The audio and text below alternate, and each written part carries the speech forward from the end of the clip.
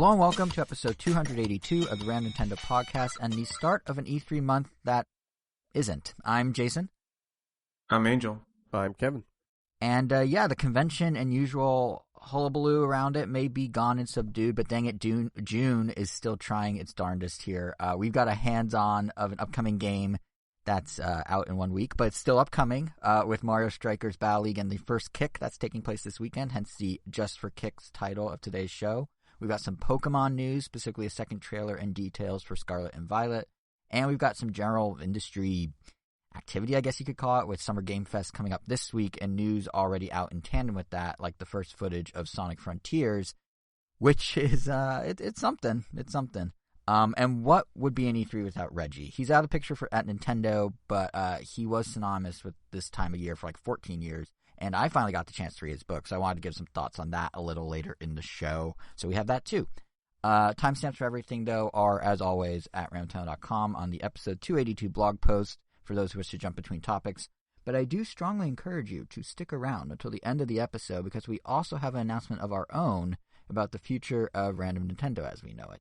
So while that ominous cloud that I promise isn't as scary as it sounds looms over everyone, how are you two doing? I'm doing fine. Hoping to actually relax this weekend, actually stay in and not really go out too much. Too much activity last weekend. California Adventure is still great. I recommend it. I hadn't been there since actually last time I went there, A Bug's Land was still a thing. So going there now and well, yeah, since like we had the annual pass with you. Like 2015, 16, somewhere in there. Yeah. That long ago? No, maybe it was we had 17. the pass like in 17, 18? Yeah, Something maybe. like What that. is time anymore? You know, I but yeah, that but that Spider-Man that they slingshot, you know, the attraction of that part. I've seen what it's supposed to look like on the internet, as I'm sure many of you have. But for those that don't know what I'm talking about, in the Avengers campus, I believe that's where A Bug's Land used to be, or somewhere around there. Correct. There's like a little building. I won't break the magic. Fine. Spider-Man is there, and he's like talking to the audience, and you hear Tom Holland's voice loud and clear. Okay, I was about to ask if it was Tom Holland or not. It is, yeah. and then he proceeds to do parkour, but it looks more like it is more like he's just rolling on top of crates. Like, he doesn't really do any crazy jumps or flips. He just, like, rolls over crates and, like, there's, like, maybe one or two cool things where he, like, jumps off a wall and does, like, a little flip. But for the most part, it just looks like if you and I were trying to do quote-unquote parkour and just, like, jumped on a crate and rolled over it and then landed on the other side. To be fair, because I was at the Avengers campus. To be fair, that's actually Tom Holland, and that's really rude of you. So much. No, I was gonna say, to be fair, like, it's a little better than if we did. Like, I saw it. I was at the Avengers campus actually opening day, so I know what you're talking about. But yeah, it's not great, but it's not quite like if I did it, it'd be way worse. Like, let's be honest. But it's not great. But point is, like, it's something like I wouldn't say it's horrible, but you know, like when you're going to a theme park and they're gonna do. Like, you see all these boxes, I'm like, oh, he's gonna, like, jump off, like, one of the boxes and do, like, at least a flip and land down. But not even that happened. It was just a bunch of rolling on top of the boxes. Are you just gonna gloss right over the actual point of the little display? Which I was getting getting there. And then at some point, not Jarvis, talks to Peter, and they're like, hey, we should do a height test or something. And they're like, okay, altitude test. They're like, okay, let me get in position. And then they do kind of a little countdown. And then you see, like, at least, like, this is exactly what I saw that day. And it looked more funny than anything. But it basically looked like someone grabbed the Spider-Man action figure and just flung it through the air. And it was just kind of, like, flailing about on the side like a flopping fish. Wait, it didn't go correctly? No, I didn't even, like, go up that high. And then, like, my sister was like, oh, yeah, it definitely went wrong. And yeah, it was just more funny than anything because it literally looked like it's actually great. It looked like a corpse, like a rag doll. It was just like it didn't look like the way I saw it in the videos because some of those like looked really really cool. Like it almost looked like an actual person. But yeah, no, this was just more like I don't know, looked like Spider-Man got tased and then flung in the air. Because yeah, when it works, he does like a full flip and he like kind of glides through the air and it looks really cool. But yeah, Yeah, I'm surprised they still haven't like mastered it, so to speak. Because I remember when I went, like there were times that it would launch and it'd count down to the launch and it just wouldn't launch. So it'd be like, "Here I go," and then there'd just be an empty sky. You're like, where'd he go? Really? Yeah, That's surprising because like I know. I mean, when I heard that this was being a thing and it was basically almost operational, someone had pointed out that there were some videos that were a few years old of them actually like showing the making of it. And during their like trial runs and stuff, it looks like, oh wow, they actually got it down. So yeah, it is kind of surprising that. Well, I mean, it's it's like they haven't mastered it. Given it's like anything, things break down. The rides still break down. Like a ride they've mastered since the '90s, like Space Mountain, still breaks down from time to time. It happens. It's mechanical. I mean, and when it works really well. So yeah, I break down every now and then. Just like. And you're not even mechanical. So, exactly. Yeah. But speaking of, how are you doing, Kevin? I don't think you saw Floppy Fish Spider-Man, did you? No, I did not. Unfortunate. Question about that floppy Spider-Man. How many of those do they have? Is it just one that they have to move from one side to the other? It might be. I'm guessing it probably is just one. I'm sure they have at least two. Yeah, they might have like the one they could swap in. But yeah, because when it's done doing its thing, it like leaves, and then there's like a 20-minute gap, and then they start again, or a 30-minute gap, and then they start again. So there's definitely time for them to like move it to 50 feet back to where it started. Yeah. Oh, weird. But when it goes, it's really cool. It's cool when it goes. You can actually see it over the tree line from other parts of California Adventure when it launches correctly, which is kind of neat because you just look around and suddenly Spider-Man like flies by off in the distance. But yeah, I've never been to California Adventure. I haven't been to Disneyland in like 13 years? No, way longer than 13 years. At this point, I haven't been to Disneyland 17 or 18 years. Wow. Yeah. It's not something that not high on your list of priorities, it sounds like. No, not really. Well, Star Wars Land is cool. Avengers Campus, Spider-Man jumping. I know, no, but I mean like just as a park, it's cool. It's the most themed thing they have. Jason's like, shut up, it's cool. It's cool. I'm telling you. No, but like the rides are, one of them's okay. Smuggler's Run runs. No, I understand what you mean. Resistance, but yeah. And the Avengers Campus is fine, but the Spider-Man thing's kind of neat. Yeah, you might not be missing as much now that I think about it. But yeah, when I go, I'll go. It'll be a while until I go. The big thing is Super Nintendo World and going to that. It's now dated for early 2023 here in LA. So long dead by then. Oh, wow. That got dark. Okay.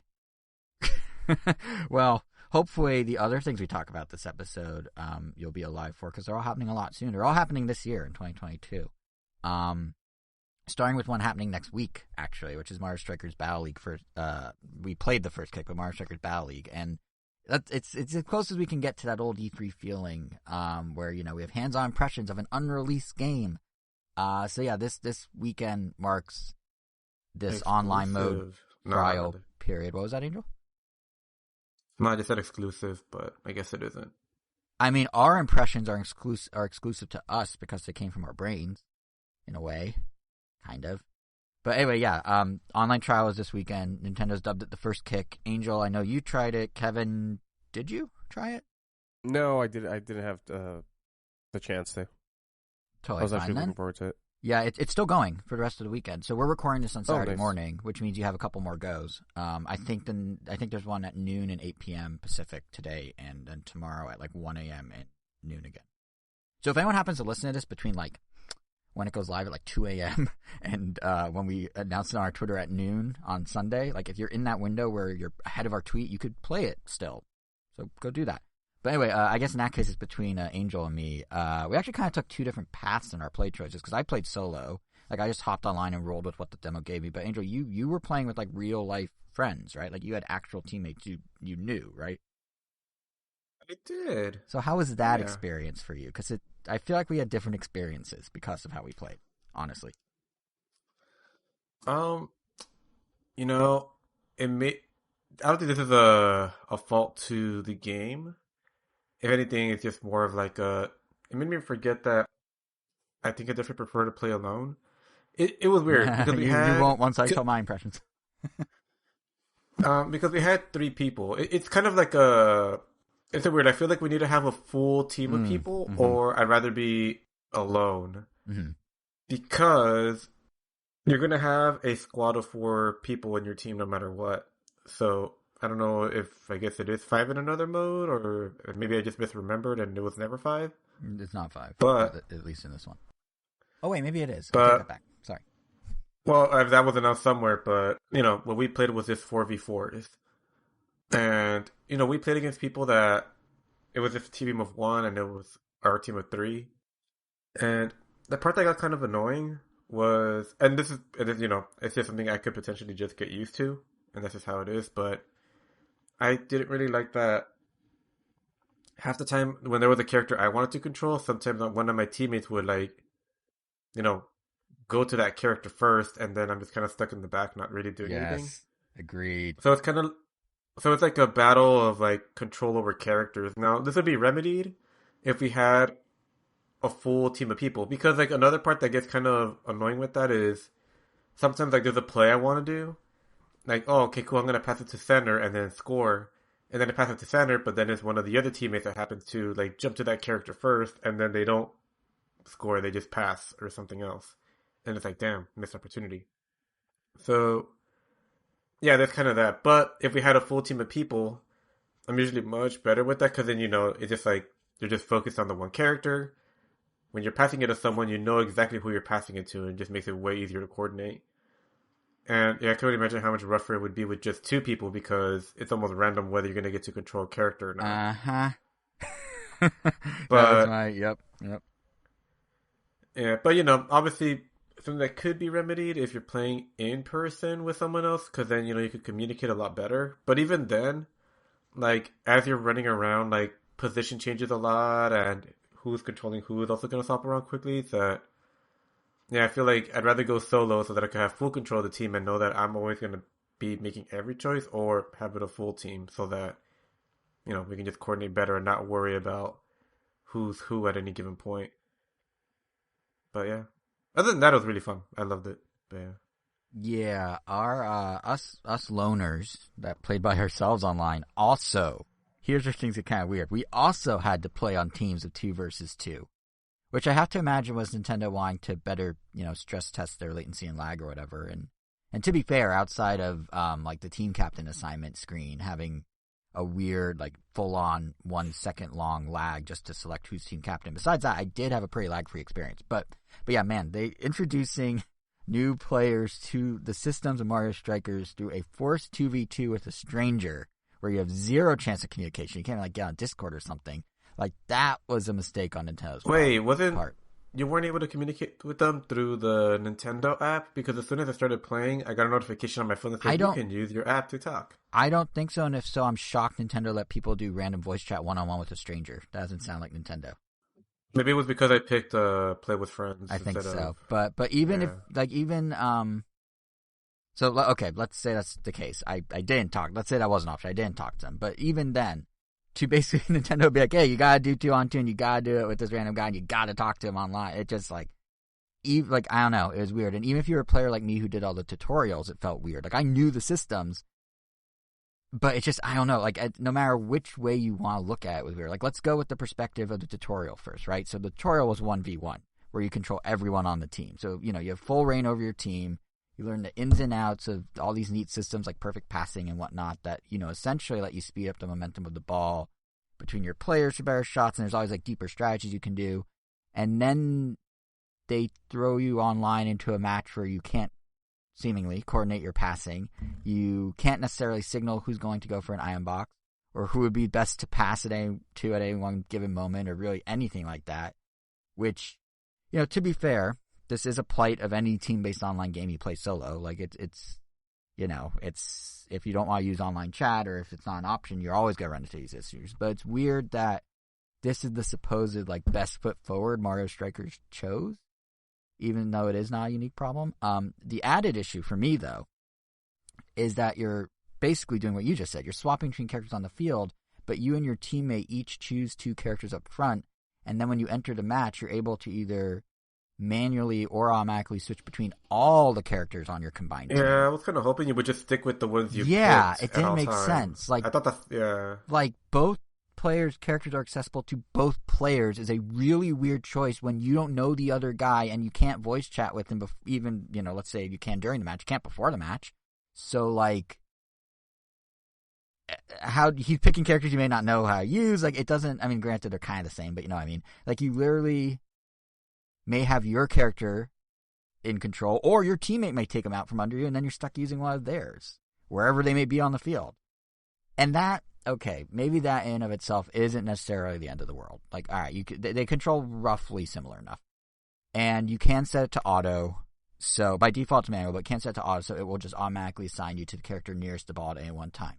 So, sure, maybe that sidesteps that. But then that highlights a different, arguably more frustrating problem that I had, and I saw online that this was a common complaint, because I wanted to make sure I wasn't crazy. But the player indicators are just not good. Essentially, everyone on your team always has a number above their head that corresponds to what their player that does not help at all. Yep, and it corresponds to what their player number would be if they were playing a local multiplayer game, which, okay, sure. And then everyone on the other team also has a number above their head. And those who do not need to see what their numbers are. Exactly. And those who are on the same team have numbers in the same color. So you've got two characters with very similar indicators atop their heads, and then two other characters with random other indicators atop their head. And I can't help but wonder, like, what is the point? Like, if I'm playing solo, what I need is a big signifier of who I am. If I'm playing with a friend, go ahead and put a much smaller indicator, maybe in a unique color, so I can see maybe who they are versus an AI teammate. But why are there indicators muddying up the glanceability, like the entire point of icons at all, for every single character on the field? Like, I don't get it. It was so confusing. And on top of that, if I'm doing 2v2 with two icons on my team that are the same color, same font, same size, just slightly different, like, numerical symbols, like, and you're telling me that I can play as not just the two characters I selected, but also step into the two characters of my teammate that he or she randomly selected, and that they can do that with mine. It gets really confusing really fast of who's who, because you're not even like, oh, I'll just look out for Waluigi. It's like, wait, I guess I need to keep an eye on if I'm Rosalina now. Like, what? And, especially in a game that thrives on the chaos of, like, tackling and items flying and electric fences, electrocuting and whatever, like, all that's happening at once, and it's just visually very cluttered and hard to kind of distinguish, even when turning on this option I found in the game's menu called Visual Assist, which turns the little icons above the players into, like, diamonds and circles and stuff, but are still the same color and still all designed the same and still on top of every player.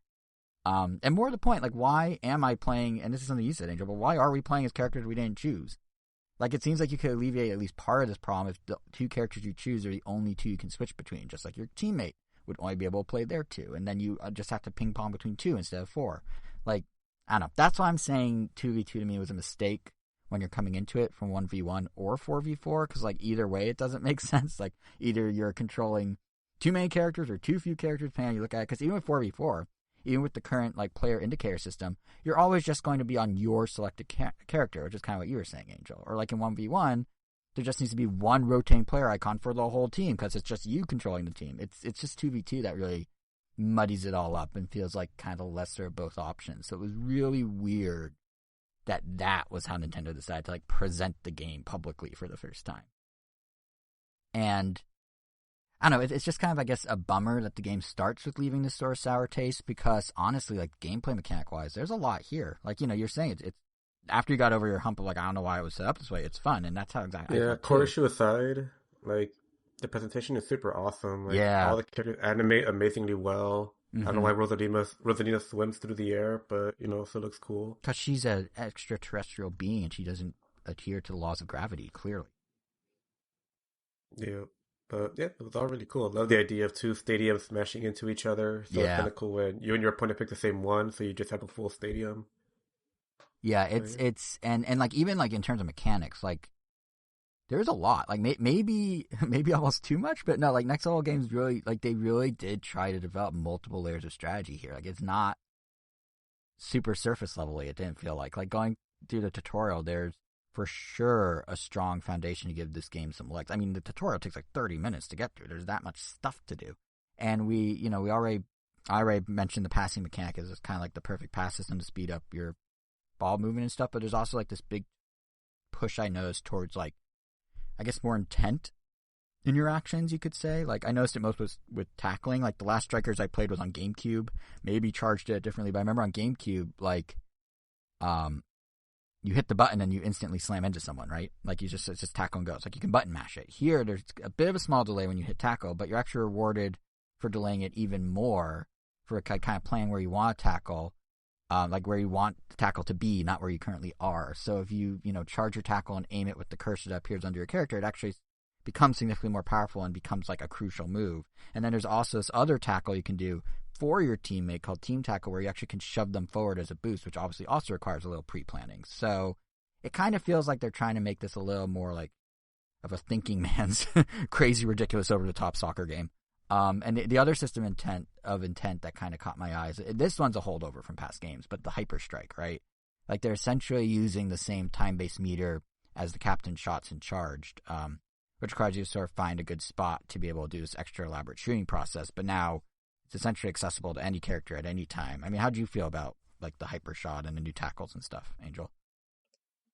I like the new tackles and dodges. Like, they felt like they added a nice amount of depth compared to like the last game. Not that there was something wrong with the last game. This is just different, and yeah, I feel like it works really well. Mm-hmm. Yeah, like just in general, like playing it just feels like. I mean, obviously, you only got to play for an hour and only did the tutorial, so I feel like I barely scratched the surface. But I feel like there's a lot of meat there. But for the hyper shots, though, I mean, as cool as they look too, I kind of don't like that you can only use them if whichever team grabs the electric ball first. Like, it's a little Smash Ball like in terms of the chaos it induces. Yeah. But that being said, like, if you're planning well enough, you could easily stop your opponent. So it kind of comes down to like strategy and planning right there. But that's the only part that I'm like, I kind of wish I was different. But I did feel like each team grabbed it an equal number of times. It didn't really feel. Thankfully, it never felt like oh, I got placed in a very annoying spot. Even if something does spawn right next to someone and they get it, sometimes it feels like it's being done for like a comeback mechanic. But and even then, I still don't really feel like I completely understand how those work, because I was able to they shoot the ball really hard after their cool animation, they block it, but then you have to like mash A to fill up this meter, and I filled it up completely one time. They defended it.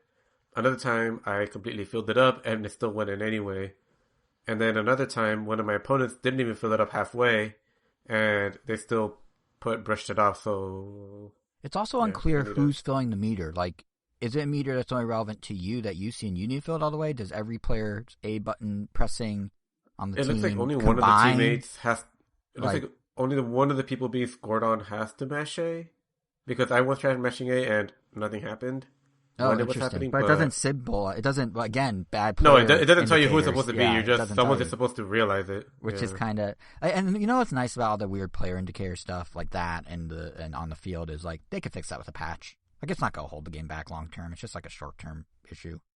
But yeah, that was confusing for me too. And I did a tutorial like a week ago, and then I did a full hour of the first kick, and yeah, in that full hour, I could not figure out the ins and outs of why the hyper shot or strike sometimes works and sometimes doesn't. I just thought as long as the mirror was full, but yeah, it duped me too, at least once. But poor little Jason. I know, poor little Jason. But I do honestly think that these layers of strategies are what are going to separate Mario Strikers from, say, like a Switch Sports or something. Because what's funny is, like, if you look at the games on paper, they are practically identical in structure and in being built around like kind of subtly pushing a Switch Online subscription.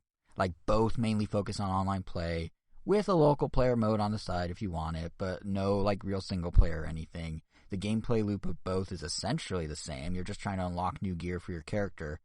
And with Switch Sports, the variety comes in its few different sports that require some strategy, but, you're doing it solo. Even the two-player volleyball, like, you're alternating who does what. It's not like you're working together. But Strikers, obviously, there's more immediate team play a la Rocket League or Splatoon or whatever, and that obviously introduces its own set of strategies. But then they're also introducing this whole second layer to the gameplay loop with the Strikers Club thing, which, you're talking about how the stadiums mash together. And that's what's kind of cool, because so when you do the Strikers Club, how it works is you join a team of up to 20 other people, and collectively you work to earn points for your team every game across a season.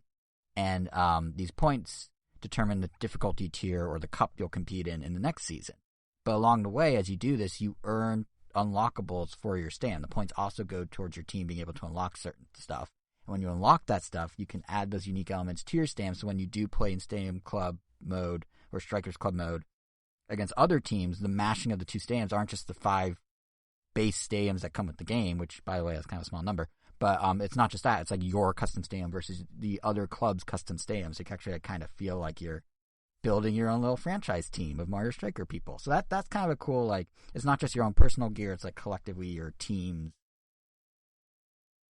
progress, I guess. Like, it seems like just a deeper approach to the exact same gameplay loop because, along with buying your own gear improvement, your club can collectively set out to do certain things or reach a certain tier of skill or whatever. And Nintendo's already promised, they're going to support the game post-launch with new content, which has to include not just gear, but I've got to imagine, new stadium components, and there's going to be new characters, of course. Data miners already found 10 unreleased characters in the source code, or at least 10 slots for characters. So, like, there's a little more here, although it is still very multiplayer first. So it really will come down to just how good these strategies are and how much sense stuff like Hyper Strikes end up making in the long term. Like, who knows how it'll pan out, honestly, or if it'll be enough on its own. But basically, my perspective at this point after playing First Kick is this. If they can fix the player indicator, as long as they never force me to exclusively play 2v2 again with strangers, I think there's some fun to be had here, and being part of a club where you can collectively build your stadium seems like a really cool concept. Are the gameplay systems deep enough to, like, carry the game long-term like a Rocket League? Are we looking at the unlockable loop being the only thing to keep someone motivated, all of Switch Sports, even though it does have 2 tiers of unlockables? I feel like for me that's too early to tell, and it's going to remain too early even when playing the final game next weekend, but in a few months' time, maybe we'll have a better idea. I mean, after you've absorbed a little of the demo, I know you only did like 30 minutes of actual online, Angel, but where do you stand right now? Are you going to buy the game? Or is it a wait and see? What's kind of your take? No, definitely going to buy it. I mean, I have like some people that we used to play a lot of Mario Strikers Charged back in the day, so it's pretty much a new thing to do regularly with them. So yeah, nice. Looking forward to that. And Kevin, I know you didn't try the demo, but where you stand? Are you planning to pick it up? Time will tell. Time will tell. Fair. Was there anything else, Angel, you wanted to touch on with Mario Strikers? No, that's pretty much it. I think I said my piece, and I will stand by it. Okay, that was very really period at the end of the sentence there. Okay.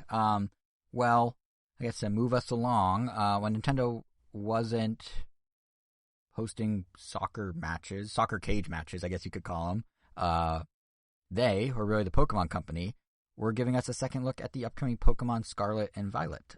This past week, they released a roughly 3-minute trailer that does, I think, what every late May, early June Pokemon news dump does. It gave us a firm release date, November 18th.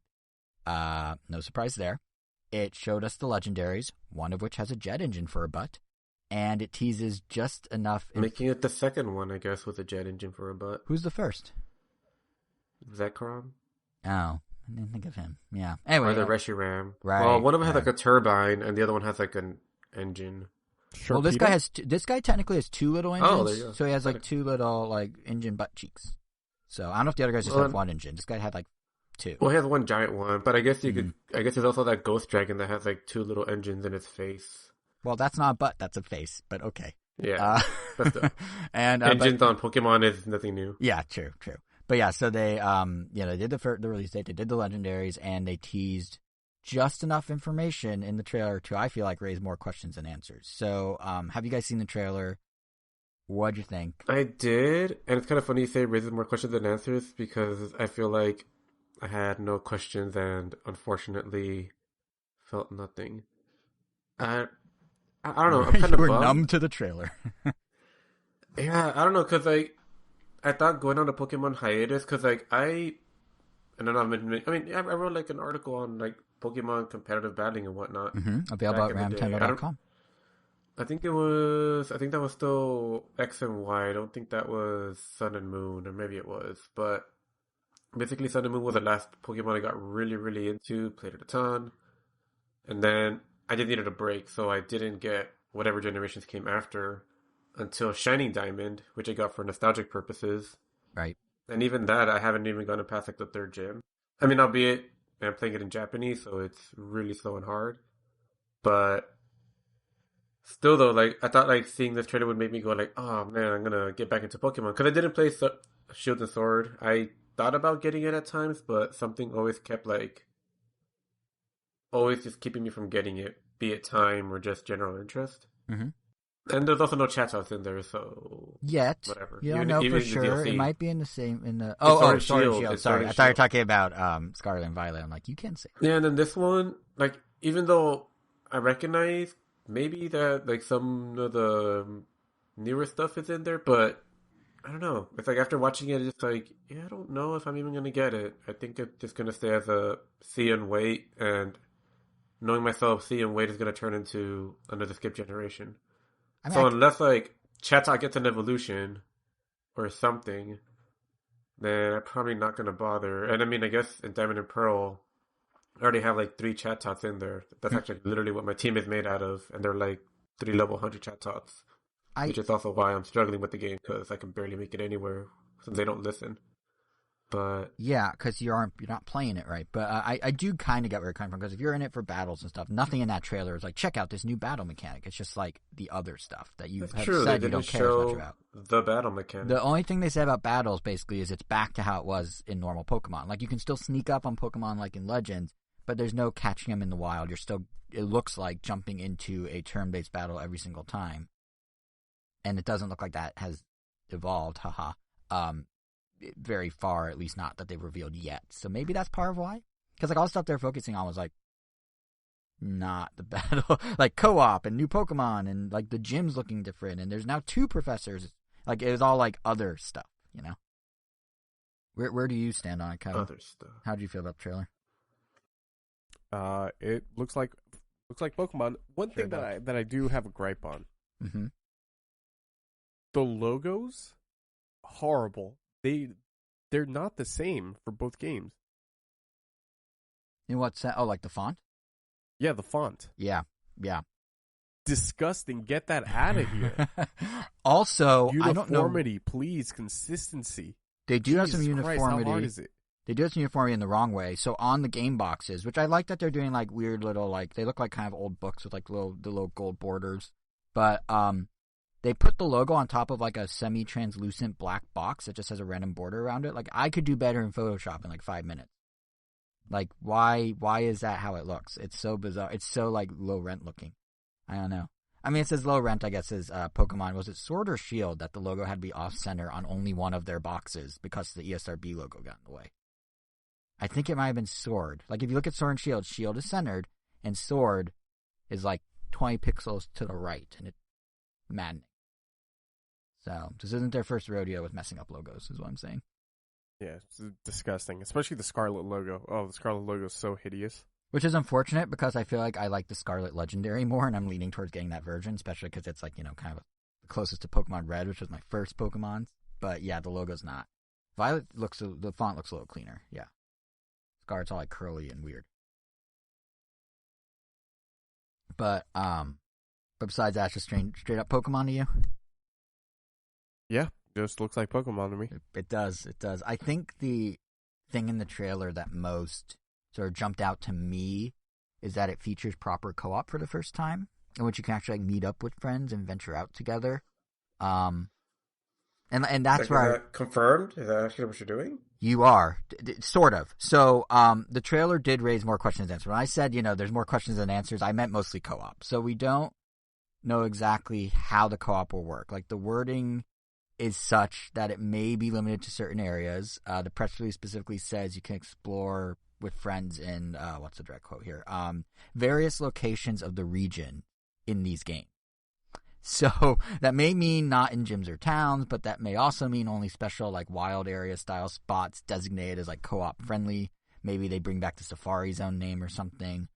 We also don't fully know if it'll be online or not. Like some translations out of the Japanese marketing material seem to suggest yes, but in all the official English language stuff, it's a little peculiar that nothing is specified on that front one way or another, which usually means it's not. But let's be honest, like even if it's online, and even if it is, you can go out and venture with friends. Like I couldn't tell you with certainty that I'd ever play it. Like I don't think I can imagine us three Pokemoning together, especially if one of us isn't buying it. Like, but maybe one of our other game groups, like Angel, we have the guys we play Minecraft Dungeons and Rogue Heroes with. Maybe they would want to go on like little Pokemon adventures. I don't know. But even then, my point is, it brings up another question. What are you doing in co-op? Are you all exploring an open area? And if a friend like jumps into a battle, can you join them mid-battle and do like a 2-on-2 or 2-on-1 against another trainer or wild Pokemon? Like, that would be cool. And I think kind of the idea, right? Like the ideal scenario.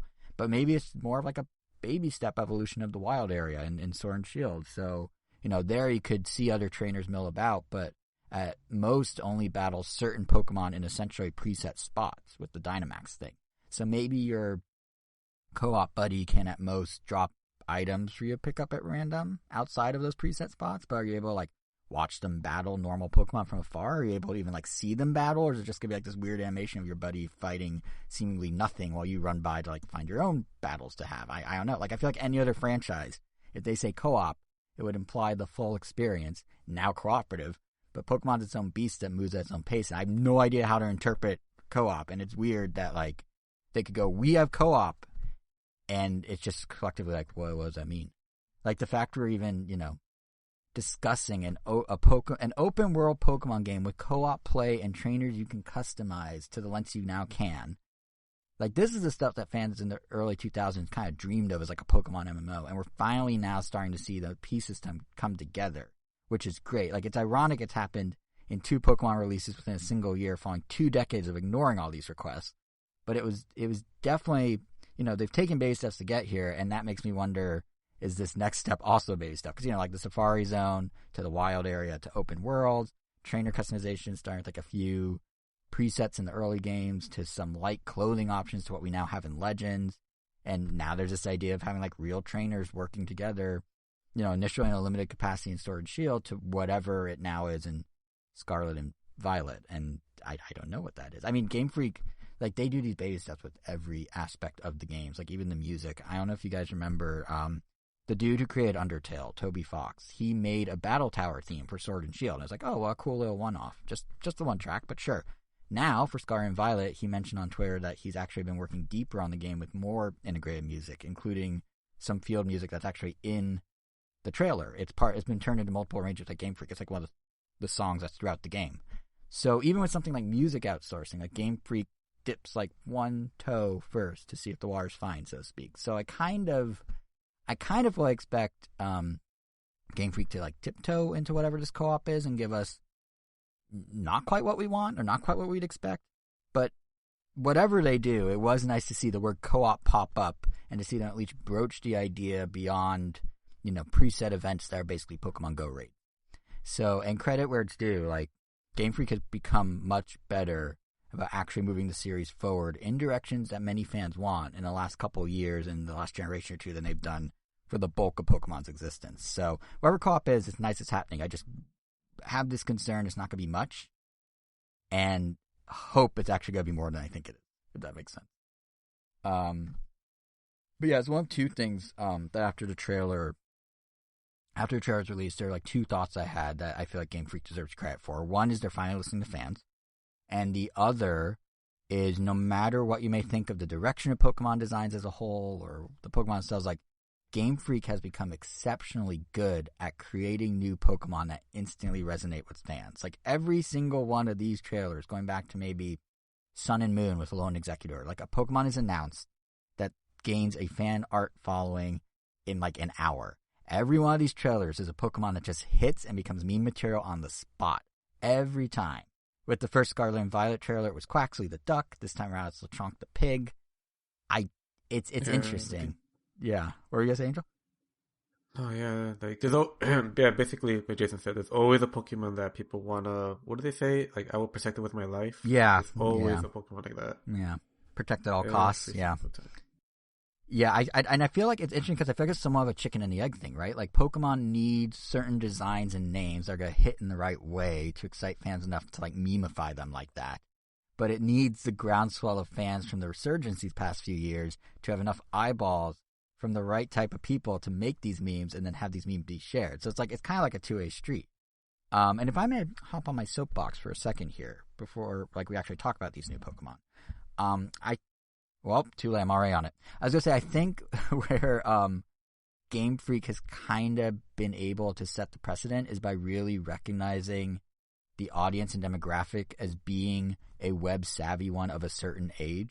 Like one thing Mr. Guy Who Loves Puns, have always liked about Pokemon is the wordplay of the names. And it's been interesting to kind of chart how they've changed, Like back in the early Pokemon days, it was regular old dictionary English. You got Charmander, the charring salamander because he's a fire type. Trico, the tree gecko, that sort of thing. But since then, they got kind of clever by finding ways to integrate slang and internet lingo into seemingly normal puns.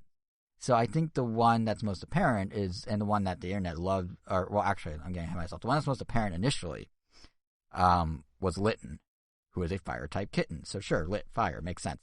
But they also came out with Litten right at the time that lit as a slang term was really blowing up. And now again, 2 out of 3 non-legendaries they revealed in this trailer, they've got these kind of meme-ish double entendre slang names. Smoliv is a good example. He is a small, olive-looking guy. So that name works on one level, but it also just so happens that the word combo is spelled how the internet loves to spell it, S-M-O-L. So that works out nicely. Or Lechonk. I mentioned it a second ago, the little pig that you could argue is combining oink with lichen, which is both Filipino pig dish name and, correct me if I'm wrong, guys, I believe it's Spanish for piglet, right? I don't know. Okay. Porquito? That's what I would call a piglet. Or maybe like Spanish, a pig. It's apparently a Spanish word. Lechon.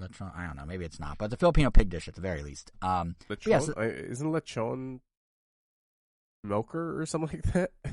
Is it? I think you're right. Okay, well maybe it's just a Filipino pig dish then. But either way, Filipino pig dish, lechon, oink, lechonk, done. But obviously, it just so happens to also have another favorite internet word in there, chonk.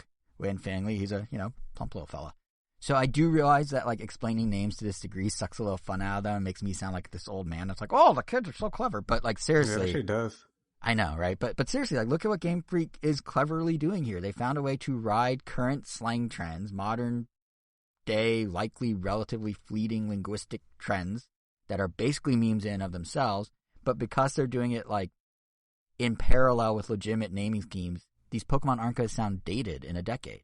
It's super clever. And I tripped on my words. I was going to say it's super clever in its simplicity of how they're able to do kind of 2 parallel tracks. And if you think I'm totally misreading this and just making something up that's oh, it's just a coincidence, it really doesn't matter, I would like to point out a tweet. So let's see here. It's from Friday, June 3rd, so yesterday, at 1 p.m. Pacific time. And the official Pokemon account tweeted, and I quote, RT for chonk, like for small. So they absolutely are doing this on purpose as a marketing move. They're not just meme coincidences. They know, and it works. And it gets the Pokemon, news trending worldwide. It gets the Pokemon trending worldwide. Lechonk was trending. It then gains even further exposure for whatever that new Pokemon game is. And it's a piece of the business-savvy puzzle that led Pokemon Company to yet again have a record year of profits in 2021. Apparently, they nearly doubled compared to 2020. They brought in 41 billion yen last year compared to 18 billion the year before. So clearly they know what they're doing here with all these levels of marketing and all these decisions and whatnot. And I feel like they don't get enough credit for manipulating the fan base in such a direct way that works so well every single time. Anyway, now that I've got that out of my system, are there any favorites among the 3 new, or including the legendaries, among the 5 new Pokemon they showed? Anyone jump out to you? I said earlier, nothing. They look fine. I think Small is pretty good. Lechonk has the best name, but Small is I don't know. I like his kind of scared look. Anything pop out to you, Kevin? Nope. Totally fair. But we did kind of talk about the legendaries a little up top and their jet butt. Are the legendary designs swaying anyone towards one version over another? I know you're thinking maybe not getting an Angel, but Kevin, I know you were on the fence about buying it. Are you ignoring Scarlet's font? Does Coradon on the Scarlet box or Miraidon or Mirai Rod on the Violet box lead you one way or another? Well, I'm going to get it anyways because of that bet that we have. Which that bet? I'm going to win. What was the bet? I mean, I know we made a bet. I forgot what it was for, though. I don't remember what the bet was either. But yeah, one of us had to buy the other game. The game. Exactly. Yeah. Well, which one do you want when the time comes? Scarlet or Violet? Which legendary? Scarlet. Okay, we're on the same page. Yeah, I agree. I will say that there is kind of an interesting through line between the two of the legendaries in that they both seem to have roots in like motorcycles or hover bikes or something. Like their stomachs kind of look like tire treads, and Koraidon has what looks like a bike chain, and Miraidon or Rod or whatever his name is, literally like the jet engine things we talked about. It seems like kind of a through line through the whole game, actually. There's like a lot of people picked up on this in the trailer. It's very in your face, but like there seems to be two themes everyone's gravitating towards with this game, which is it's set in Spain and things are Spanish, and then there's like car-oriented stuff. Like there's these Pokemon centers or stops or something all over the place that look like gas stations. And there's talk in the trailer of like science and technology, which one professor seems to be more aligned with, while also weirdly looking like Kit, formerly of Nintendo Minute. Like science and technology, so like Scientology? No, no. That's what Scientology wants you to get duped into is, science and technology. Scientology must be smart. That's why they picked those words, but no. But yeah, I guess, sure, there's Kit. There's the Kit lookalike who's a Scientologist. And then there's this other professor who like lives in, her background's like a cave and she literally has little animal fangs, so I guess it's some sort of like analog versus digital or like technology versus traditional thing. Like there's something there with that. So that'll be kind of interesting to see what that turns into, because I feel like, haven't they touched on the like technology taking over the world thing in like Black and White or X and Y or something? I feel like that's the theme they've done. X and Y was about genetics. Just some giant, genetics of some giant. Was it Black and White that weapon? Was it Black and White that was like, because it was saying Black and White? I don't think it was about technology. It was just about Pokemon rights. Okay, so maybe this is a new thing then. Either way, I'll be interested to see where they go with that, especially because they now have two professors unique to each version for the first time. But if I may, I would like to present a theory that goes deeper than just Scarlet and Violet and its technology. It is highly unlikely to be true, but has just enough logic to it that it could maybe borderline actually happen. You guys ready? I think Nintendo's actually gearing up, pun absolutely intended, for Super Smash Kart. Hear me out. Hear me out. Pokemon is seemingly doing stuff with cars now, right? Most notably the designs of the legendaries, like we just said. Maybe they or other Pokemon can transform into cars to help you traverse this open terrain they now have more easily. You know, it'd be a great new in-game gimmick. It opens up new battle options, all the Mega Evolutions or Dynamaxing, etc., etc. But you know who else also recently introduced a car transformation? Kirby. It's one of the main selling points of Forgotten Land, right? Mouthful mode and that signature transformation of Card Kirby are absolutely a thing. Now, what other game randomly inserted a motorcycle or a motor vehicle, specifically a motorcycle, even though it barely made sense? Legend of Zelda Breath of the Wild. It brought on the Master Cycle. And what game, besides Zelda, has Link riding a motorcycle? Mario Kart 8. Still with me? Good. Okay, now, what two things happened to two of Nintendo's biggest selling multiplayer games? First, there's Super Smash Bros. Ultimate. The final form of what a Smash Bros. Game could be, right? Every fighter, every stage, every everything. And we talked about it here on the show. What do you do after that? The series producer Masahiro Sakurai, I believe he himself said in a piece in his Famitsu magazine column, there is no bigger Smash Bros. To achieve. It's gotta be some sort of change. So that's multiplayer thing number one. Multiplayer thing number two is that mere months ago, Nintendo started to essentially wholesale bring over a bunch of retro Mario Kart tracks to Mario Kart 8 as DLC. Now, obviously, this is a play to boost Switch Online subscriptions, as we've discussed before, but the bread and butter of the Mario Kart series is to release new entries with half retro tracks, half new tracks. Would you really give up 32 existing tracks when you only have so many you can keep re-adding in future games as new retro tracks? You would if you didn't care about Mario Kart, because the next one is no longer Mario Kart. And you would start giving all your franchises without vehicles a vehicle you can layer reference in a kart racer, because this isn't Mario Kart. This isn't just slapping a Squid Kid Inkling in a cart with some paint splotches or like a villager in a cart with a leaf on it. No, this would be Super Smash Kart, where you have a franchise obligation to make everything a reference to the original series it came from. You need your Card Kirby. You need your Miraidon with its jet engine butt. You need ones I haven't even mentioned yet, like how Switch Sports has that double-decker bus full of sports mates that can go from venue to venue. That's a wacky vehicle that fits Smash's, unlikely pairing of Nintendo IPs. Or how about Splatoon 3? It has a crab tank now. It's a vehicle you control with your Inkling as a special weapon for the first time. The first vehicle to do that. There's another one for this game. And I know you're thinking, but Jason, this amount of effort to make this come together is what you expect from like a mapped out MCU phase. Like, this is Marvel building towards the Avengers, but you're saying they're doing it for a kart racer. To which I say, yes, that's exactly what I'm saying, and that is why this is 99% not actually ever going to happen. It is not actually a thing Nintendo's doing. But what if it was? Like, there's just enough of connective like tissue here that, I don't know, maybe, could be, wouldn't it be cool? I don't know. I'm just saying. Shoot my shot here. I think we might get a Smash Kart. But not really. But maybe.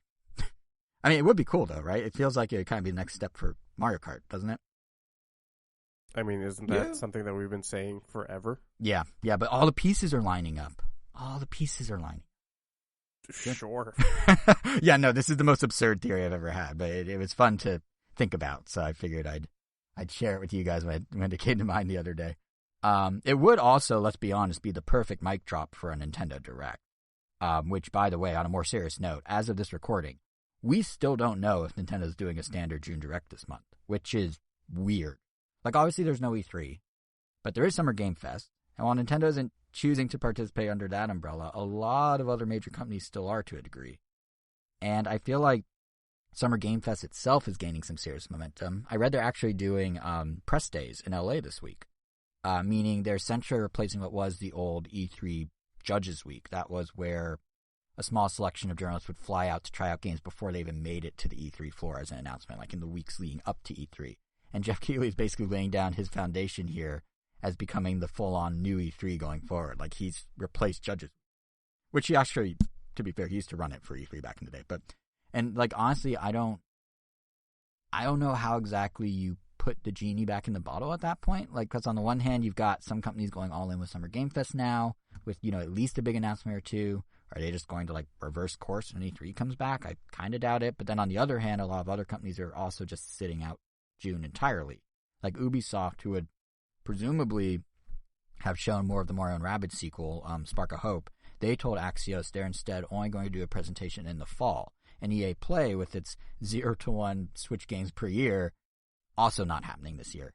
So it kind of just feels like the whole industry's scattered right now while waiting to see what comes in the future. Like, even on just the Nintendo side, like, it all feels abnormal, like how much is up in the air. Like, the Pokemon Company and Nintendo, you know, they did the Scarlet and Violet news in the exact week they always do to pave way for Nintendo Direct. So traditionally, Pokemon is always the transitional week of that May to June after Memorial Day week. And then 2 weeks later, on that teen date Tuesday, like the 13th, 14th, 15th, whatever of June, Nintendo would do their full showcase, which this year would be on June 14th.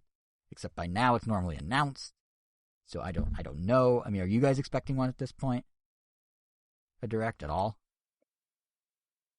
I'm expecting a Direct at some point, but I don't know if I'm expecting it the week of what would have been E3. Do you think they'll do one in June at all, or do you think they can afford to wait till the fall, given we know their summer? Yeah, it's Nintendo. They could afford to do it whenever they want. They could do it in September. Yeah, that's true. Afford maybe wasn't the right word. They can definitely afford it. Yeah, they're doing fine right now.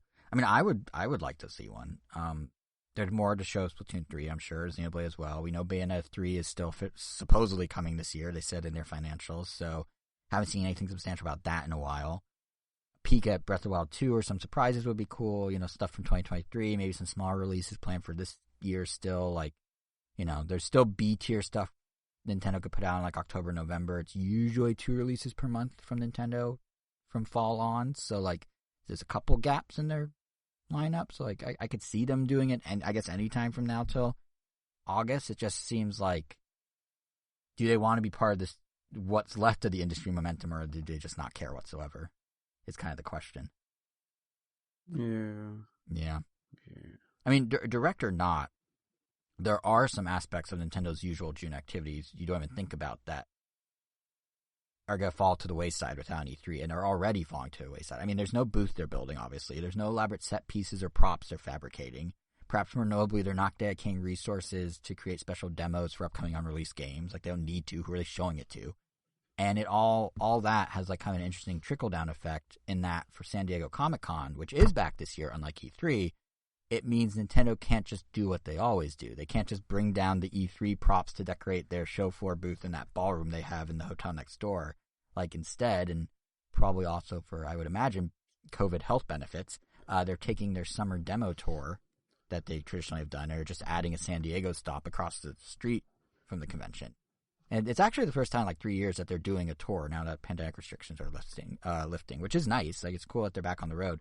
But there is a difference between Nintendo, these tours that Nintendo does and the typical Comic-Con stuff they do. Like, Comic-Con would see Nintendo take their E3 demos, all of this unreleased material, make it accessible to a broader group of the public for the first time, or at least, bigger than the E3 crowd. And the tours, by comparison, focus on games already released. So, like, this year, they're saying this Switch road trip will be Mario Strikers, Kirby and the Forgotten Land, Switch Sports. Those are like the 3 name drop, like, big anchors of it, and big anchors of their Comic-Con presence.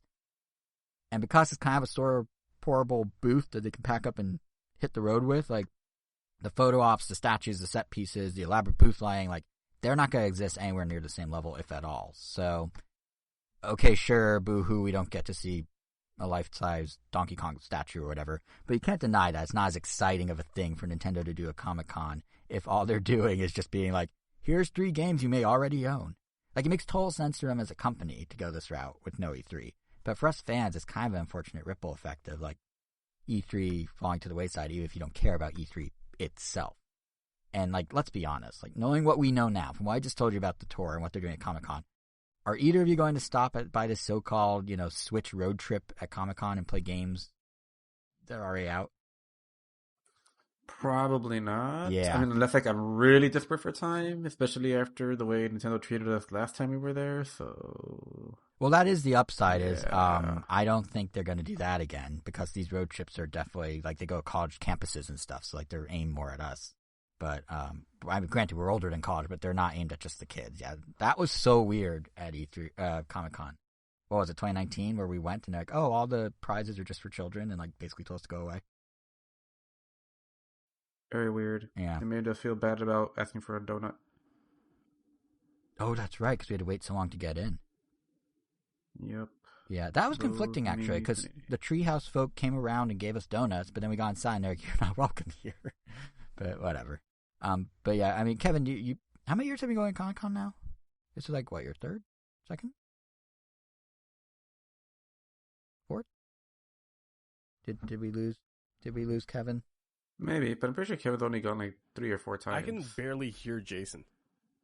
Oh. You didn't lose me. Oh, well, hello. I was just asking how many years you've gone to Comic-Con. Just the one. Okay, so this is your That one second. was- Oh, so you don't even have a point of reference for Nintendo kind of doing nothing. Nope. Okay. Well, that makes it easier to not care, because you didn't have something to care about before. Am I coming in clearer for you, by the way? Strange. It's fine. It's Okay. like tolerable. Well, maybe that's the right volume I should be. By the way, while I'm being a Debbie Downer about physical Nintendo things, I'm just going to real quick to say I'm also bummed to have learned when Super Nintendo World, I said at the top of the show, it's opening in Hollywood in early 2023. That is new news. Early 2023. It will include Mario Kart Bowser's Challenge. That is confirmed.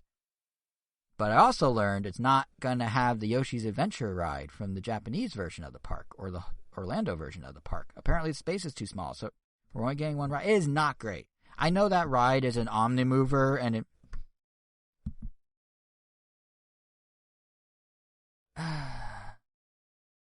Yeah, I see what you're saying, but I want to be fully immersed in the entire Nintendo World experience, and if they're not giving me my slow-moving omnimover where I just sit on a Yoshi and watch little animatronic Mario enemies go by, I'm missing a chunk of the experience. But yes, it would make it more interesting. But that's like being mad that you don't have everything that Disney World has. The difference is Disney World came after Land, and Disney World expanded on Land, but Land had the baseline. We're going the opposite way, where they made the base one, and then they're taking stuff away from the base one for the LA one. So the expectations are different. But you're right, it's all based on expectations. Yes, it's not like it's actually that different. Maybe I'm the only one who cares, but Yoshi, I feel for you not having a Hollywood home. I do want to clarify real quick. This isn't just to say, all the stuff about Comic-Con and whatnot. This isn't to say the whole Summer Game Fest is a downer because there's no E3. Like, far from it. A lot of companies are still participating with some really cool stuff to show. I'm sure Xbox will do a full E3 scale presentation come June 12th, and Sony just had their State of Play on, Thursday? How was that, by the way? Would you guys consider it a good showing? Like, any highlights? For State of Play, oh yeah, I was pretty excited about this Resident Evil 4 getting a remake, because I've bought it Resident Evil 4 on the Wii for like $1, and yeah, never played it beyond like the first 20 minutes for some reason, as godly of a game everyone says it is. Like, I never, yeah, and that was after getting into the franchise with Revelations, and then the remake of 2 and 3 and 5 and 6. But yeah, looking forward to that. Loving the fact that they're adding VR to Resident Evil 8. My brother and I are super happy that we waited, because the game looked like it was designed for VR. Yeah, it did. So it was kind of weird that it wasn't there. So, that worked out. And now it's just a matter of... I wouldn't say it was designed for VR. By that logic, every first-person game is designed for VR. Well, in a weird way, aren't they kind of? I would say so. Maybe I want to say they just ran out of time. Just because Resident Evil 7 felt like that was designed for VR. I don't think it's a time thing, because doesn't Resident Evil 8 have an up-res PS5 version? You can't do that if you're only on the original PSVR. I think there is a PS5 version. I don't remember. Yeah, so it's not a time. It's not a time thing. It's a technology constraint thing, I would say. And they couldn't wait for Sony to make the second VR headset, basically. Is my guess. But either way, super cool that that's happening as well. But yeah, actually happy for both of those things. And not to mention Street Fighter 6, just... Okay, that looks cool. Really, that looks cool. Looks really cool. Looks like it has an identity for itself instead of whatever Street Fighter 5 was supposed to be. And yeah, just can't wait to play that. Hopefully actually learn how to play it and get into it, but I mean, we will see. You know what's interesting about Street Fighter 6? Well, 3 things. 1, they fixed the logo from using a stock image, so props to them. 2, they're introducing like an open world walk around deal, Leo thing, which kind of, I feel like it's just gonna be single player, like go to this dojo, now go over here to fight. And it's just gonna be really like light, but it kind of feels like a throwback to when Street Fighter was a side-scrolling beat 'em up and you just walked around a city and hit people. Like, it kind of reminds me of that. But the third thing I was going to say is actually kind of interesting is they are introducing a new control mechanic to make Street Fighter more accessible. I saw someone tweet about this. It involves one button and hitting a stick in a certain direction. Sound familiar? They're giving a Smash Bros. Option, essentially. Which makes sense. Capcom has slowly been implementing that in a lot of their games lately. Like, I know Marvel vs. Capcom. Like, they pretty much call it simple mode. Mm-hmm. And even non-Capcom games, like Dragon Ball FighterZ, you could do a whole combo just by pressing one button. And this one lets you do that as well. And they'd even have some combos that lead into your Ultras. But you are missing out. But you don't get full control of your character. You pretty much get one light attack, medium attack, and one heavy attack. And those are like basically pre-picked to suit, I guess, their combo needs. I think the first game to do that in recent memory, recent history, whatever you want to call it, was Persona 4 Arena. Because that's why Fighters has it. That's why all of Arc System Works games have it now. Oh, that's interesting.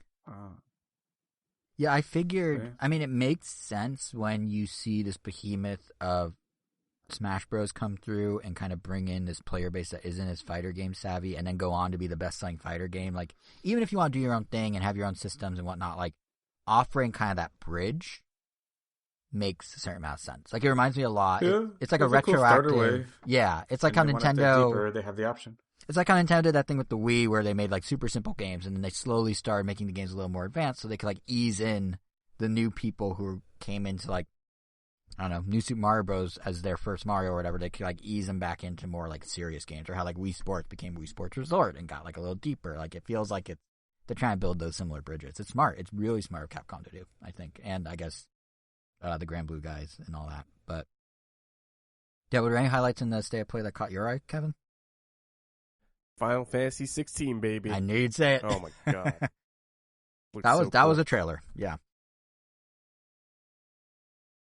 When's it due? When's it supposed to come out? I believe the trailer said summer 2023. That's actually something that's kind of interesting about State of Play. I'm wondering if that's why maybe Nintendo might not do a direct. Is everything they have to announce, it has to be next year. Like Sony is just like, fine, a bunch of our stuff will be 2023. We'll announce a smattering of like third-party things and like PC ports for 2022. But I feel like Nintendo, when they do these presentations, are like, no, we need to focus on this year. And that might be actually what holds back a direct, is we know most of it. So it's kind of interesting to see the two different ways they approach their presentation. It's very, like, Sony's very forward-looking with theirs at this point. But is 16, like, more action-y? It looked action-y from what I saw. I mean, it's still an RPG, obviously, but it looked like it was like an action RPG versus like a turn-based. Are they continuing down that road? I mean, excuse me. We're never going to get another turn-based mainline Final Fantasy game ever at this point. I guess it's just more dynamic when it's there's plenty of games that can fill that turn-based hole. That is true. Persona. Yeah. Oh, but you also mentioned PC ports. I forgot that they also announced Spider-Man for the PC. So can't wait to give that a third go around. And they did that thing that every company does where they announce one thing in their presentation, and then like 20 minutes after the presentation, they're like, oh, by the way. So it's not just Spider-Man on PC. Miles Morales will be hitting a few months later as well. Yeah. Yeah. So can't wait to get back into those. I love those games. Jesse could finally play them. I don't have a PC. Yeah, no, I can't. I guess I could play it on my work PC. That doesn't have enough. I could have sworn you said that you would buy a PC just for Miles Morales and Spider-Man. I don't think I've ever said those words in my life in that sequence. I've definitely said the word PC, Miles Morales, and Spider-Man, but not in that sentence, not in that order. I think I have a recorder somewhere. All right, if you can dig up evidence I said that, sure. But yeah, so I feel like just more broadly though, like Stay at Play is a good example that like there are still cool things happening in June. Like that was probably the strongest Stay at Play Sony's done. And I'm sure Xbox will, be right up there. But I guess my main point is that instead of the entire industry firing on all cylinders, we're getting like a quieter-ish, kind of weirder June where maybe if you're not a platform holder, you've only got like a game or two to show. And among those games, watch this transition, guys. Among those games, there's at least one that's been catching people's attention for seemingly all the wrong reasons. And of course, it's one of the few that's also coming to Switch, Sonic Frontiers. I guess congrats to Sega for finally breaking the Sonic cycle. They just kind of did it in the wrong direction. But who among us has seen the footage of this new open world Breath of the Wild Horizon Xenoblade looking Sonic game? I have. Angel, did you? You did, right? Yeah. Okay. So for those who haven't, we'll link to two videos of raw gameplay that IGN published exclusively. One is exploration based, the other is combat based. What'd you two make of it? It looked fine. It really reminded me of like a missed opportunity art-wise to do something more like, because they're going in this direction, they have a giant sandbox. It looks like you're just running around what looks like Hyrule Field, just more, I guess, with a more realistic direction. We'll just call it that. Yeah. And you just have Sonic-esque obstacles all over the place, with no real direction of like where you're supposed to go. You just kind of do what you want. And there's some paths that looks like you could take that kind of loop back around back to the main island. But yeah, there's a fan-made project. I don't remember its name, but pretty much the exact same thing, but with with the Sonic style Sonic direction that I feel you would normally take. And that obviously has a lot of improvements needed on it as well. But I feel like that captured what this is trying to do a little better. At least by going a lot faster as well. But I don't know. It doesn't look bad, but it looks half baked. I don't know what to expect of it. It's weird. Yeah, Ken, what do you think of it? You kind of hit the nail on the head. It feels half baked. Literally, nothing about that trailer excited me. Yeah. In the slightest. Sonic's model looks really, really bad. the open world looks even blander than Breath of the Wild, which Jesus, I didn't know how you managed to do that. Then the combat, oh my god, that looks so boring. It's so like repetitive. Yeah. And they take so many hits. It's like Sonic already doesn't need. I mean, Sonic doesn't need combat, and the combat that there is in any Sonic game is just a homing attack. Mm-hmm. And it's a homing attack. It's not supposed to be.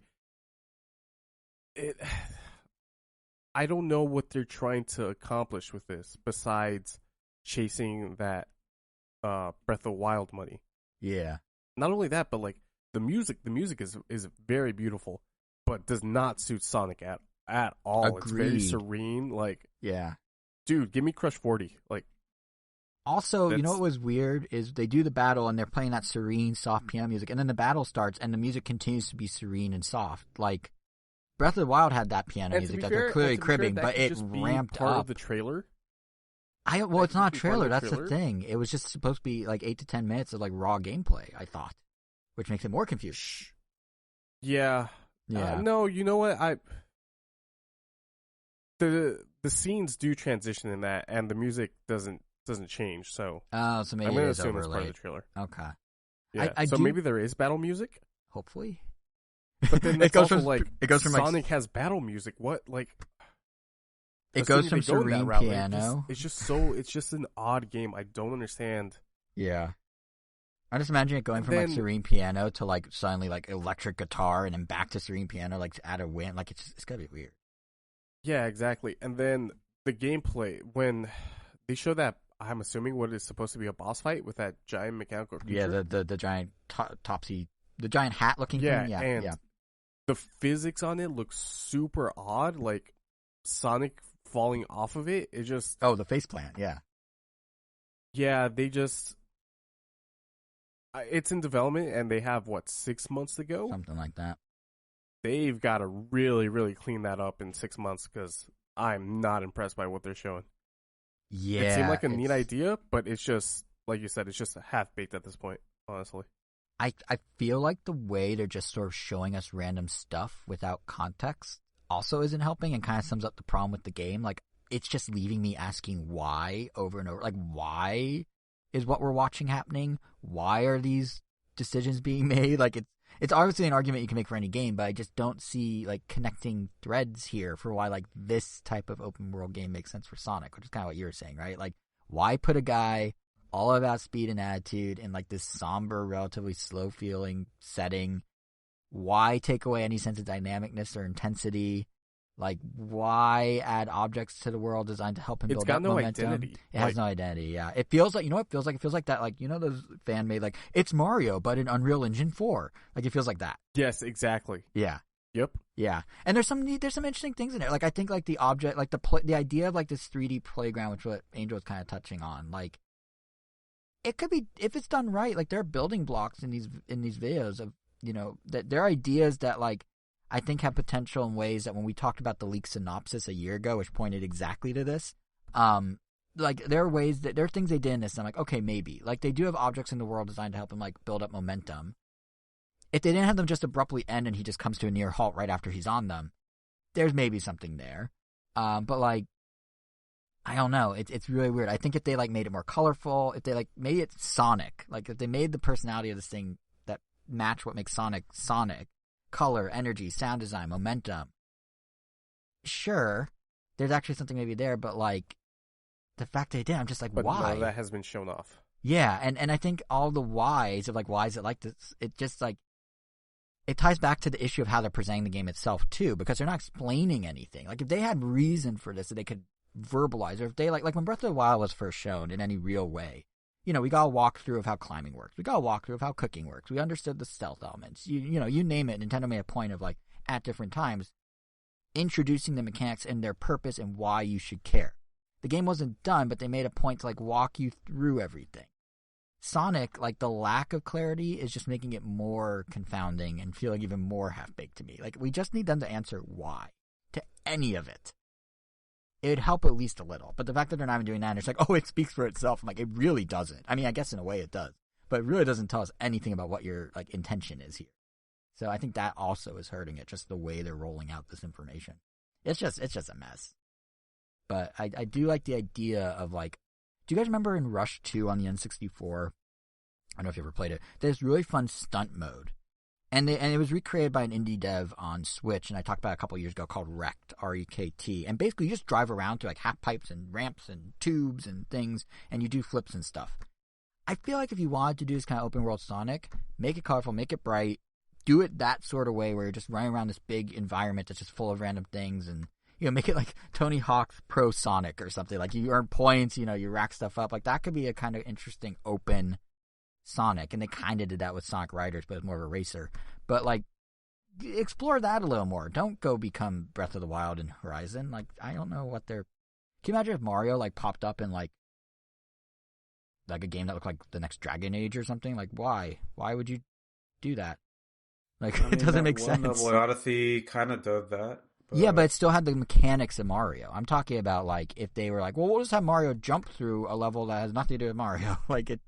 That doesn't have any of the like mechanism. You know what I mean? Like, because Mario Odyssey, what I thought did really well is they put him in weird environments, but the environments are just skinned takes on core Mario gameplay. Sonic looks like they put him in an environment that is literally that environment, not like a Sonicified version. So, I don't know. But yeah, it's just why? But who knows? 6 months, they could change things. Maybe they'll delay it again. If I were them, I might push it to 2023. Apparently, it's been in development for 5 years, which is insane to me. That's not a good showing for 5 years. At least that's what I read somewhere. I don't know how true that is. There's also quotes from developers saying they're hoping this game they're like 4.5 of those years were literally storyboarded. Yeah, like we only had 6 months of development, but we worked on it, quote unquote, for 5 years. There's also quotes flowing around from Sonic Team that like they're shooting for this game to get good reviews, and it's just like, guys. If that's the case, I mean that should be the case for every game that. Yeah, you would think. Yeah, what's that mean about like Sonic Unleashed? Where they're like, oh, this one could be bad. It's okay, but unlike that one. Yeah, unlike that one, which we knew sucked. Let me tell you about this one, which we hope doesn't. We're actually putting some effort into this one. Yeah, and also like so weird. It's so weird, and also like of all times for them to do this, Sonic has so much. No pun intended, so much momentum right now because of the movie. He is bigger in pop culture than he's been in a long time. And this is what they greet it with. I mean, smartly, they have Sonic Origins coming out in like 3 weeks. And that's a good sort of like, hey, remember Sonic? Look, guys, he's cool again. Like, that's a good little collection for that purpose. But I feel like this is not capturing the spirit of everything that blew Sonic back up. So, I don't know. We'll see. Just a lot of whys. Actually, that brings me another good transition coming on. Not really. We're asking a lot of whys about Sonic, right? And Sonic Frontiers with no real answers. Well. This transition is falling apart as I say it. What if I told you that there's a book full of answers to the many whys we've been asking for the past 14 years about something else Nintendo's business is? That was awful. My God, that's a bad transition. Anyway, yeah, that's right. That awkward word flip I just did is me heading into what I have as the last topic for the show, which is former Nintendo of America president Reggie Fils-aime's new book, Disrupting the Game from the Bronx to the Top of Nintendo. And I don't know why I'm saying it like that. But before I begin, I am pretty sure I'm the only one who actually bought the book, let alone read it. Is that correct? Kind of you would assume that, but yeah, that is correct. That's why I'd assume it. Okay, well, I mean, I guess that checks out. I'm the biggest nerd among us when it comes to Nintendo's like inside baseball and business happenings. I just hit my microphone. Whoops. But yeah, in fact, I actually read the entire book in one sitting. That's how much of a nerd I am about these things. I think I do seem to have a problem with doing things in one sitting lately. I watched all Stranger Things Season 4 Volume 1 in one go, which was like 9 straight hours. I watched Top Gun 1 and 2 for the first time back to back with like only an hour break between them. What I'm saying is I need help and I need someone to break up my day for me. But in terms of Reggie's book, I just want to share a few thoughts about it, given that he's someone I admire. More notably, he's been such a fixture of our podcast for so many years. Admittedly, we've already talked about some stuff he said in the media and touched on in the book in our past few episodes, his dislike of the Game Boy Micro, for example. But I had to wait for my signed copy to arrive, and once it did, only then was I able to actually read and digest the whole 200 pages, roughly half of which are actually about Nintendo. The book is ultimately a business memoir about Reggie's past successes and failures, and the lessons that you, the reader, can learn from them. So it opens with an anecdote of Satoru Iwata's passing before it then rewinds all the way back to Reggie's family history and kind of works its way back towards him joining Nintendo in 2004 and eventually his retirement in 2019 and what he's now up to. Obviously, as a Nintendo fan, it's that turning point into Nintendo where things really get interesting. But Reggie does keep the book relatively light and breezy overall. So really everything from the start of his career at Procter & Gamble onward kept me engaged. In fact, it's kind of cool because you're reading in, there's like a loose thread here and there that suddenly ties back to Nintendo when you'd least expect it. Like he mentioned when he joined VH1, his original plan was to add games to their website as a way to help keep people on the site. He joined right at the time where like websites were just like the listings for the channel, and he saw an opportunity to bring in a different audience if he made the site more of a destination. That didn't happen because 9/11 changed all the company's plans, but he did initially work with a studio on those games called, wait for it, Vicarious Visions. So all that time that Nintendo was co-promoting Guitar Hero and Vicarious Visions was like the de facto third-party like Activision studio that would do all these exclusive Nintendo experiences, Reggie was working with old friends. Like the same guys that were running Vicarious Visions when he was trying to get them to do VH1 web games became the guys who were doing all this Nintendo stuff. So it's kind of interesting to see like, those connections pre-Nintendo becoming such a big part of the Nintendo story. And all those anecdotes, Nintendo and not, are strung together throughout the book with his business advice.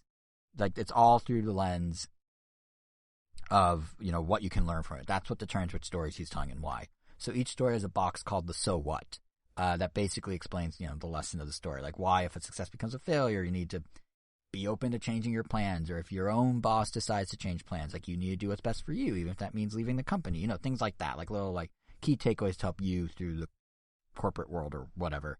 And through those... any juicy gossip like, Bill Trinen actually, like, he only eats the chocolate chips off of chocolate chip cookies and then, like, leaves the rest there? Nothing about Bill Trinen. I mean, he did, that's the thing. Through these stories, he does actually tell some, like, little nuggets about interactions with Iwata and with Miyamoto and things like that. And it's interesting because some of the stories are a little juicier than others, but he does try to strike a balance between, like, bragging about great achievements he's done and the team has done and admitting mistakes he's made. And it's interesting because you would hope there'd be a little more juice on the mistakes, but it's a book by the man himself, right? So he admittedly is skewing things a little in his favor. Like he highlights the Bigfoot pizza at Pizza Hut, which was a huge success initially, but ultimately needed to be canceled due to its ingredients being of lesser quality in order to make it that success. Yeah, so he basically framed it as like, this pizza was amazing. It saved the company. Like the West Coast chains that were suffering did super well. We only had to stop it because people started to notice we changed the ingredient. It's like, okay. He's like, and then his like takeaway is like, sometimes things that are successes aren't in the end. And I'm like, all right, but like 80% of what you just said was you bragging about how successful the Bigfoot pizza was. And they're like, but like also, so yeah. Or like, the Wii U failure, if we want to do more Nintendo juice. The Wii U failure, he frames it as it teed up the potential for the Switch success without, like we had these issues with the Wii U, but we had all these great learnings of how we do the Switch.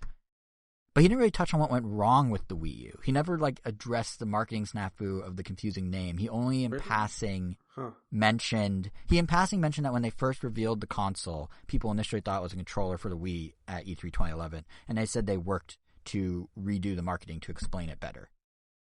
I don't know if they succeeded in that marketing, but he kind of was like, yeah, like we fumbled the initial launch. We then said, we then made it clearer. It then just didn't sell great. Anyway, it made the Switch. Isn't that nice? And it's like, well, hold on. You glossed over a huge chunk. And, when like the 3DS, for example, he talked about that he thought the price needed to be lower. Japan insisted it be higher.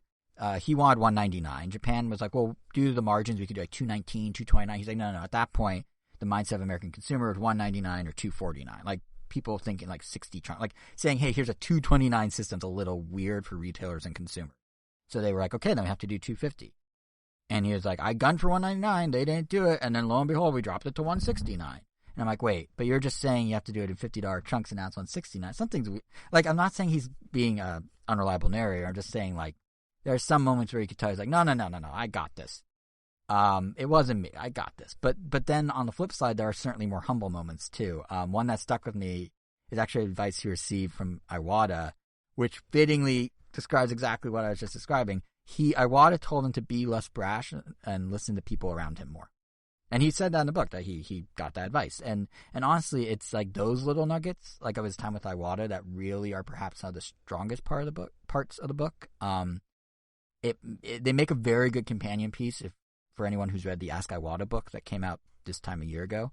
But seriously, it's probably the most insightful behind the curtain peek of not just their relationship, but the dynamic of how Nintendo was run at the time. Because, like, you know, funny enough, like most of the stories in this book are actually about the conflicts, the times they clashed, the times things didn't, you know, why things happened how they did. Like whether, you know, why, the debate about whether Wii Sports should be a pack-in with the Wii. You know, that sort of thing. Like, it's really like, that's where you see, like, oh, the inner workings of Nintendo. And Reggie then dedicates a portion of the epilogue to really gush about how much Iwata meant to him as a colleague, a mentor, and a friend. And it's just it's interesting to see, like, all these different pieces of their relationship and how it came together. And especially that epilogue, it's very touching. And it really, like, given how Nintendo made itself so personable and personality driven in the Reggie and Iwata era, like how it felt like this small company you have this close connection to, you know, you're getting to hear these anecdotes and learn more about their dynamic as well as Reggie's dynamic with Miyamoto, even if it's brief in the book. Like, it's just really nice and oddly kind of nostalgic. Like, that's actually the best word to describe the book, I think, is nostalgic. Because, like, honestly, the current Nintendo of, like, the 2020s is not the same Nintendo of the decade prior. The super personable trifecta of Iwata, Reggie, and Miyamoto, like, that doesn't really exist anymore. You know, Nintendo employees making FaceTime, be it in directs or through things like Kit and Krista and Nintendo Minute, that's been reduced to basically non-existent now. Like, Nintendo directs are, you know, these slick affairs with mostly a voiceover of a random guy, not a Nintendo exec who's excited to tell you, like, you personally, about what his teams are working on, while, you know, maybe he's pretending to be a robot that shoots lasers from his eyes or something weird like that. Like, it's all more sterile now, right? And it's a little more corporate, and that's fine. Everything changes over time. Companies and people go through eras and phases. But what I enjoyed about the book is that it took me back to that era, to those people, even to the events themselves that shaped that kind of more personable Nintendo. You know, Reggie talks about the Wii's reveal at E3 2006 and some of the behind-the-scenes stories about it, like how, here's an interesting one, the Blue Ocean strategy. They, you know how they used to always preach, oh, the Blue Ocean strategy informed our decision to make the DS and Wii. We needed to, the Red Ocean was full, we needed to find new people, new audience. They build it as the inspiration for the products and all their marketing about the products. Turns out they only picked that business book after they already had the products to help better explain the products. So this whole thing, like, we were inspired by the Blue Ocean, was actually the other way around. They were inspired by what they did to figure out that something called the Blue Ocean would make sense to convey it to the public. And just hearing stuff like that, like, it's small, but it's kind of neat just to hear those stories and hearing him evoke Nintendo memories that, you know, I gotta be part of and are such important memories and moments in my life. Like, that was cool to, like, kind of see, like, the other side of that.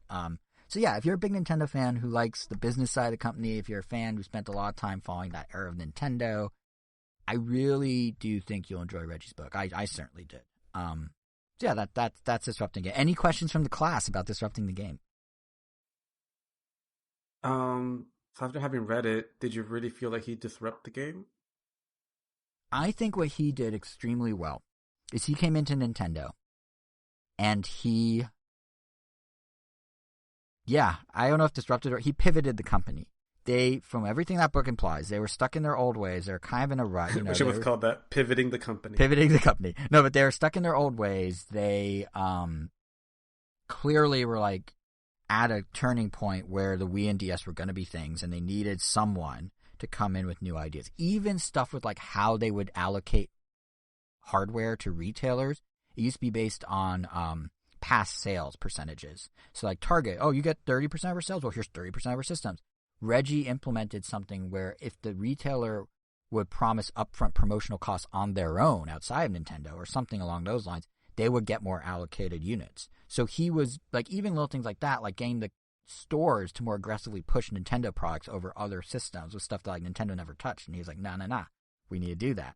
And like all these like little things about like how corporate communication worked within the company, how you know NOA interacted with Nintendo Japan, like all of that, like you could tell he did shake some stuff up. So yeah, I would say he disrupted the Nintendo game. And his whole thing is he considers himself a disruptor. So a lot of stories throughout the book are like, oh, I did this thing that they never thought of, or I did this thing in a way they never did before. And you know, the Bigfoot pizza is supposed to be an example of well, what if we need to match Little Caesars, so what if we just do a big pizza? Like the company was thinking at the time, well, we need to emphasize lunch. We're Pizza Hut. We're under the red roof. Everyone comes in for lunch. He's like, well, no, because a lot of people like delivery. That's why Little Caesars works. And a lot of people are going to Pizza Huts that are delivery only. So doing a lunch promotion doesn't work for those. So what if we think differently and do this kind of Little Caesars style value pizza? And then that worked for a period of time. So like he does, to his credit, disrupt some thinking, some like comfort levels at companies, let's say. Like what they're comfortable with, he'll try and push them past that. And he did that with Nintendo, for sure. Even stuff like launching the DS in America first. That's the first time Nintendo ever launched a system in the US first, but they did it to sync up with Black Friday. They did it because the games were kind of a little more Western and push. Worked wonders. So he did change some stuff, for sure. So yes, he disrupted the game, if you will. Oh. Well, all right. No need to read the book now. Yeah, there you go. Spoilers. You know the ending. Yep. Well, disrupted the game.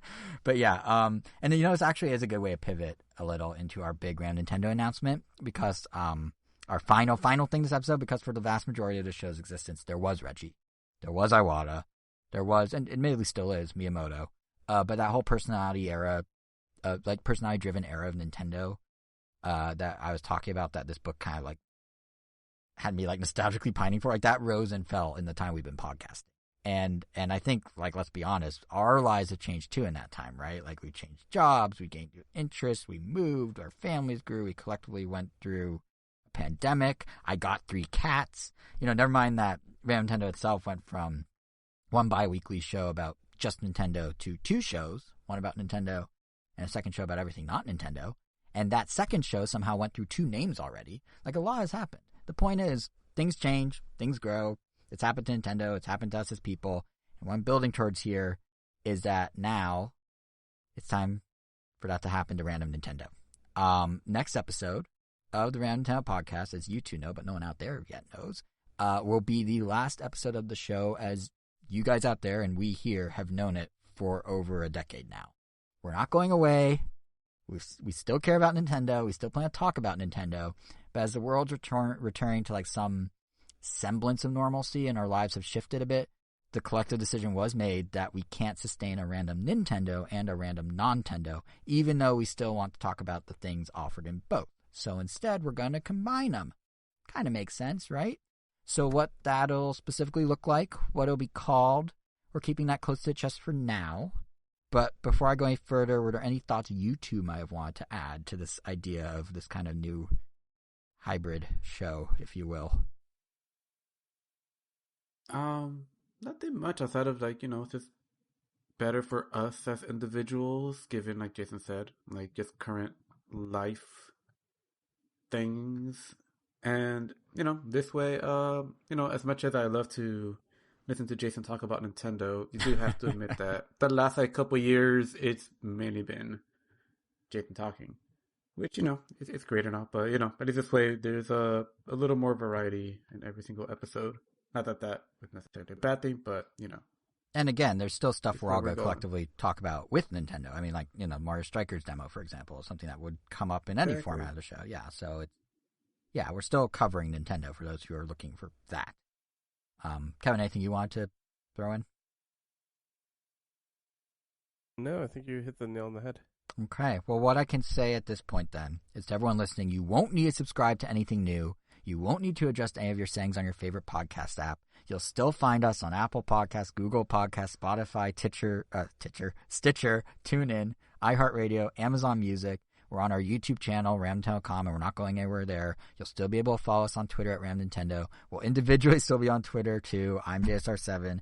Angel is Wero, WEIRO_O. Kevin is KV Ngomi. None of that's changing. Everything else will be revealed in our next and last as we know it Ram Nintendo podcast episode on June 19th.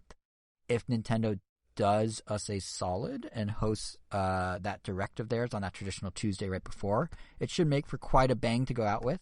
But either way, we'll be sending off in style. And again, to reiterate, we're not actually going anywhere. We're just evolving, changing, morphing, whatever word you prefer to use. And to be clear, we really couldn't do that or have done any of this without all of you out there. So thank you for listening. We'll see you in 2 weeks' time for one last Random Nintendo podcast hurrah.